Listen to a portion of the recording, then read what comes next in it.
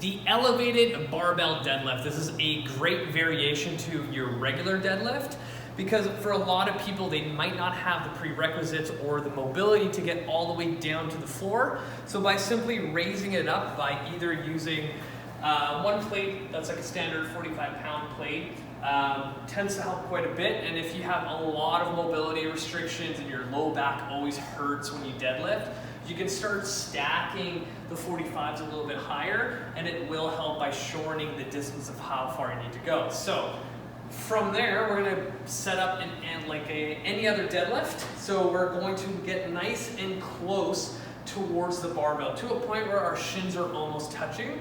From there, we're gonna think of pushing our hips back into that hinge. We're gonna reach down with the hands, holding onto the barbell like we're trying to break it. So I want you to imagine holding on the bar and breaking it in half, and I use the cue to hide your armpits. So a lot of times when people deadlift, they have the space in this general region. So if you think of squeezing the barbell and bending it in half and then hiding your armpit, now you have a little bit more lat engagement and more of a better chance that as you go through your lift, you're not collapsing up top. And it kind of gives you just a little bit more insurance to protect the low back.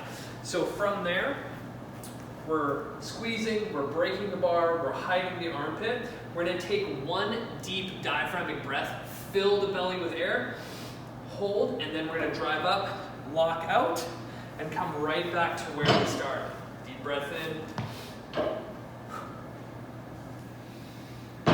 As I'm doing this, the biggest mistake I see a lot is I'm initiating the movement through my hips. I'm not going into lumbar extension first and then hip extension. I'm keeping my torso solid and tight and utilizing my legs to drive through. Another thing you can think about to kind of safeguard that low back is as you're coming up, I'm driving my feet out to kind of engage those lateral stabilizers as I go through. As you put that all together, you'll have a good looking deadlift like so.